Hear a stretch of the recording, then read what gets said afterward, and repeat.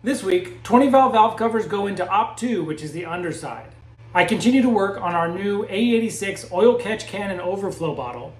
I check off a few small projects on our Prelude, and we begin gearing up for our big Black Friday sale, our only sale that we do every single year.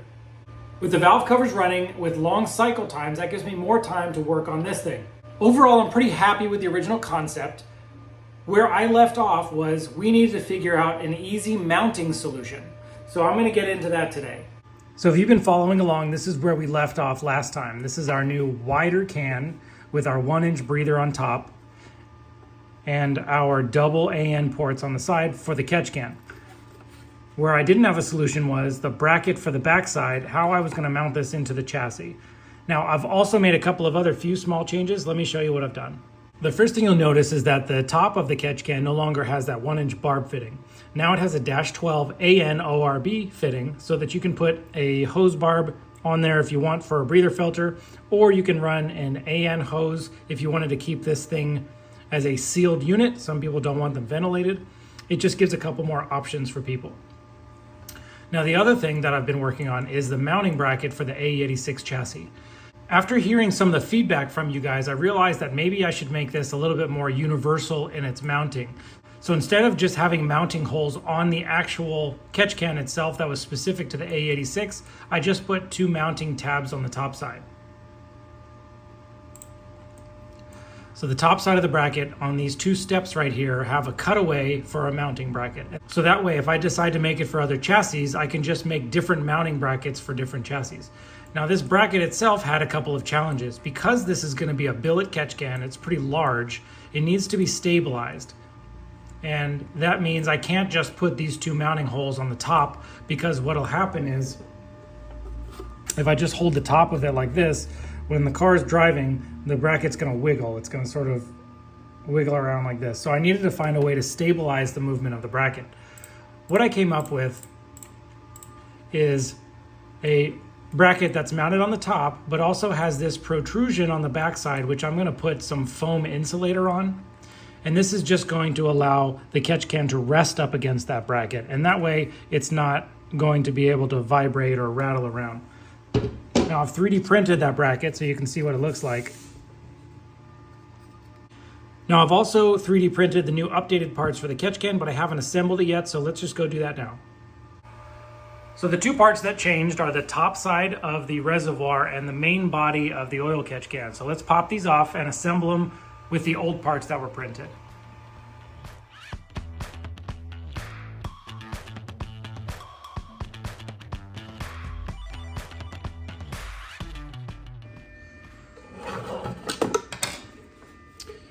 So here's what the 2 new pieces on. It was the middle body right here and the upper on the reservoir. So now it has these 2 mounting locations for a bracket. So the bracket would just slide in here, something like that, get screwed on. Now here's that protrusion that I was saying that just presses on the backside of the catch can to keep it from moving around. The reason that it's also a standoff is so that I can have room for the hardware in between the bracket and the catch can itself. So I can have space for the hardware that attaches onto the body of the car. So with this roughly assembled, let me go check the fitment of the bracket on the car and then check the fitment of everything all together. So back in the shop today is my favorite AE86, which is mine.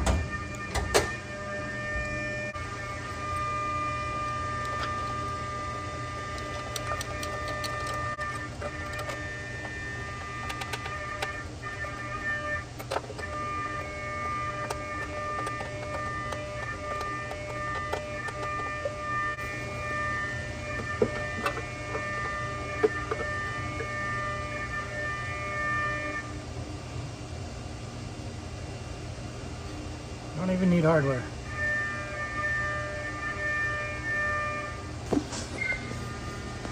So that just sort of stuck into place without even putting any bolts in.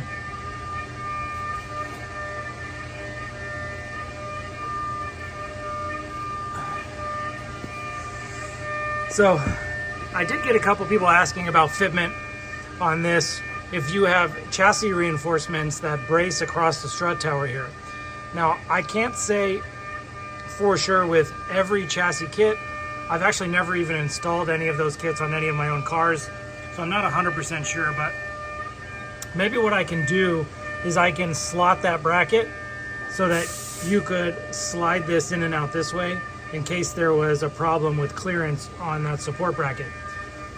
Since the last design, I did lower this down a little bit to try to give a little bit more room. So you can see that it actually sits under this strut tower edge. I'm not quite sure about where the cap, I'm not quite sure about the cap clearance, but just putting my hand here from the strut tower to the fender well, you can see that it sits below there.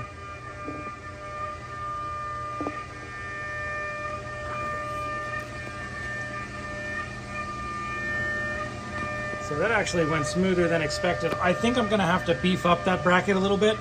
I don't think it's gonna be as strong as I want it to be for the size of it. So I'll just add a little bit of extra material to make it a little bit stronger. It is gonna be a steel bracket, it'll be laser cut.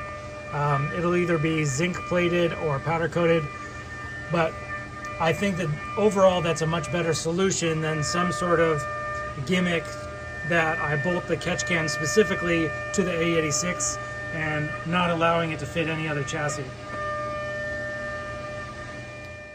I actually wanted to change that bracket a little bit. I could put it in this video. So what I did was I lowered this tab that was up here down and then widened the bracket this way to add a little bit of strength to it. And now I can move it over into Cura, the 3D print software. And I'm just gonna print another one so that we can check the fitment. The reason I'm focusing on getting this bracket finalized is because there's a lead time at the laser to get these laser cut and bent. It's probably 2 to 3 weeks. So I wanna get this out first, even before I machine any of the aluminum parts. So let's get this printed.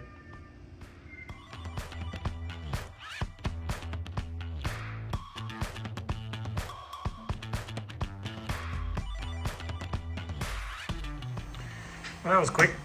Let's go see if it fits.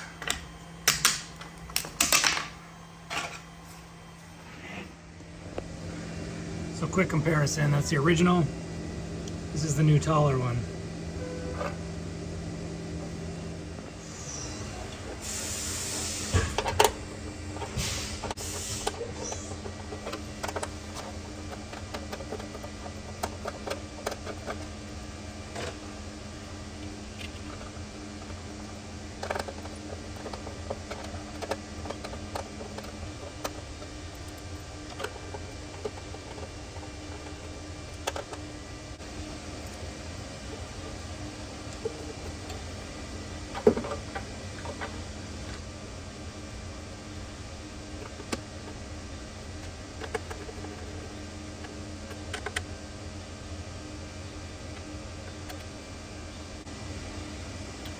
So I think most of that's going to go away once the bracket is a steel laser cut bracket instead of just a plastic bracket. But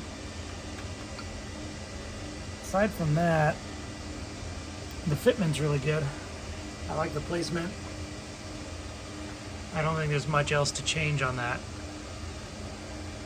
So, all right, let's send it to laser. So Project Prelude got some stuff done to it this week. Earlier this week I started by working on the valve cover some more. I had previously shaved off the lettering on the front of it, but there was some other things that I wanted to do to it.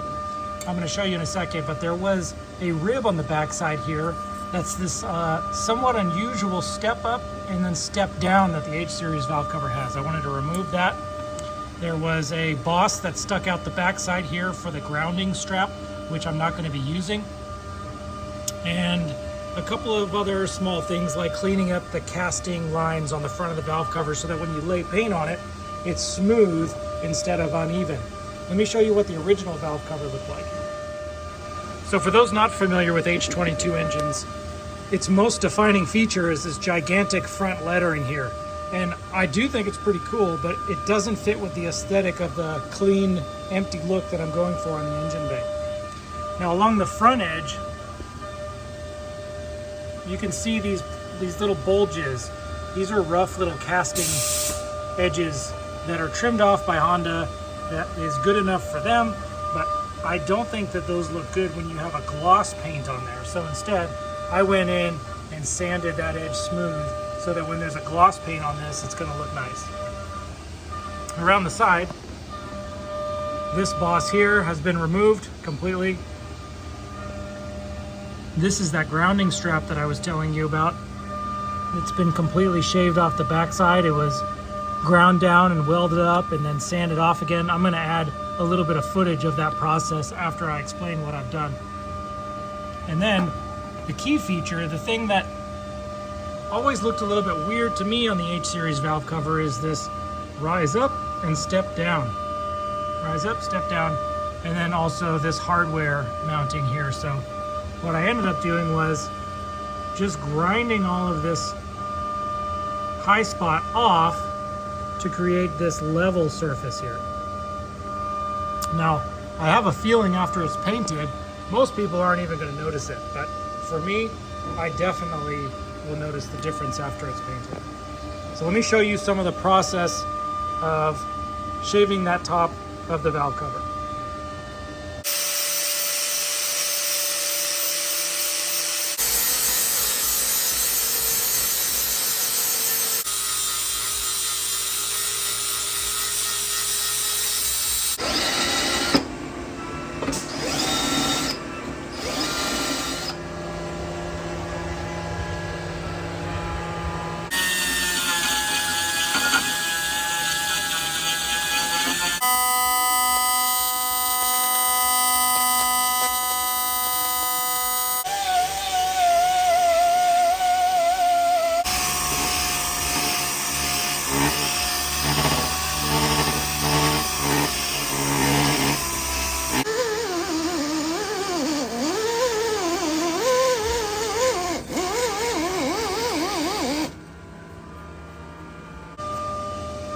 Another small thing I checked off the list was this rubber intake hose.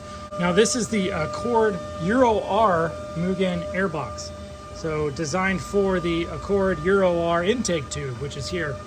Now, one big difference on the Euro R engine from the regular H22 is the intake manifold on the regular H22 has this up-sweeping bend on it, and it has the butterflies inside of it.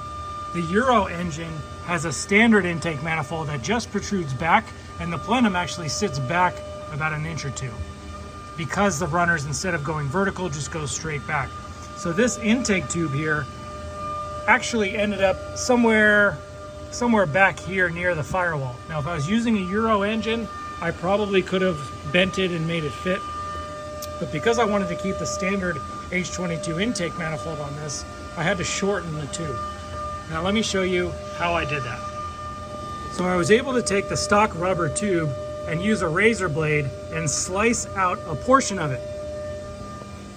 Now, the problem after you cut something in half is that you have to put it back together. So what I did was I made this little adapter tube out of a solid chunk. I turned it on the lathe. What I'm trying to zoom in on is this step feature right here. So there's a step on the middle of this. So this is a double-ended adapter, but there's a step in the middle, and that allows these two rubber pieces to butt up against each other, but the tube can't slide in and out of the rubber pieces, so it stays stationary.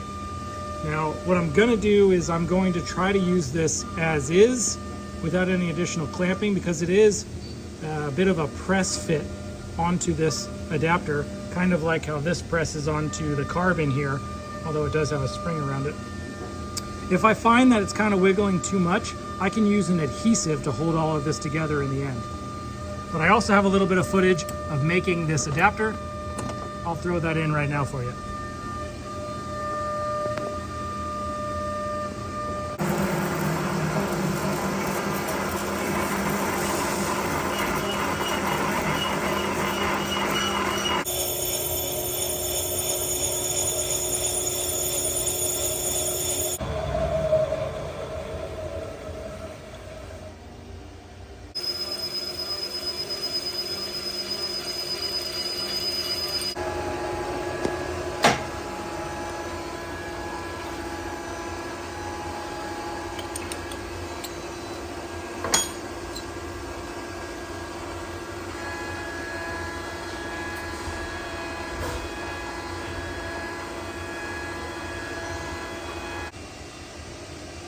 out in the shop this week. Nothing crazy, just working on the 20 valve covers.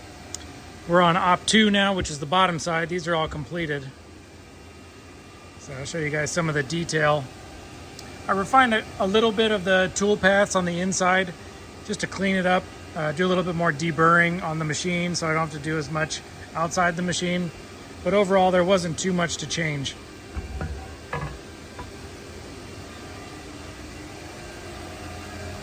These still have to go in for op 2. Currently cutting the channel for the gasket. These are actually a pretty extensive cycle time on the second operation. You can see we're at about 3 hours and 3 minutes to complete the bottom side of a valve cover. And there's probably a little bit of time to gain there, but overall I'm real happy. It's a very reliable setup at this point.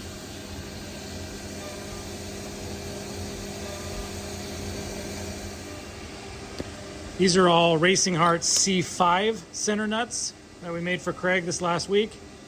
This is a large batch, so he's gonna have a pretty good inventory of them. We finished almost all of the dishes for him. The only thing that's left is some of the Type C and C2 nuts. So we should be all wrapped up with all of Craig's stuff next week sometime. The pile of material that was over here last week is now battery tie downs, like I said it would be. Got to go grab some more material over there so that we can make there's like a stepping down bracket that goes to the radiator support for those. But out in the shop, that's all that's going to be really running. Once all of these nuts are finished in the DM2, I'm going to set up some parts for that AE86 catch can so that I can get the prototype going. My goal is to have those finished, or at least have the prototype finished before Black Friday next week, which I'm going to go over more details about what we got going on for Black Friday in next week's video, which will actually be Black Friday. But until then, I will see you guys next week.